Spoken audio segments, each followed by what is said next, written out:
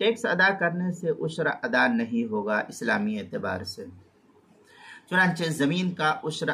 زکوٰۃ کی طرح ایک مالی عبادت ہے، اس کے مستحق بھی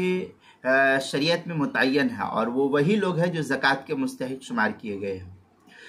اب اگر کوئی بھی حکومت، خواہ مسلم ہو یا غیر مسلم حکومت، اگر زمینداروں یا کاشتکاروں سے کوئی سرکاری ٹیکس وصول کرتی ہے تو اس ٹیکس کی ادائیگی سے عشر ادا نہیں ہوگا، بلکہ مسلم مالکان پر پھر واجب ہوگا کہ از خود وہ عشر اس مال میں سے پھر سے نکالے اور اس کے مصرف میں خرچ کرے۔ اور اگر یہ بیعینی ایسا ہی ہے جیسے حکومتوں کو انکم ٹیکس ادا کرنے سے تجارت کے مال اور نقد رقم کی زکوٰۃ ادا نہیں ہوتی، ایسے ہی یہاں عشر بھی ادا نہیں ہوتا ہے۔ چنانچہ در مختار میں اخذ البغاة والسلاطین الجائزہ زکوٰۃ الاموال الظاہرہ کالصوائم والعشر والخراج، اس طریقے کی عبارت در مختار ماشامی جو کتاب الزکاة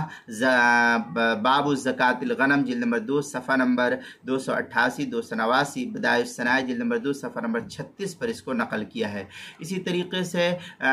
زکوٰۃ کے مسائل کا انسائکلوپیڈیا، اس کے حروف تہجی ٹا، عنوان ہے ٹیکس ادا کرنے سے عشر ادا نہیں ہوگا، صفحہ نمبر 129 پر اس کو نقل کیا گیا ہے۔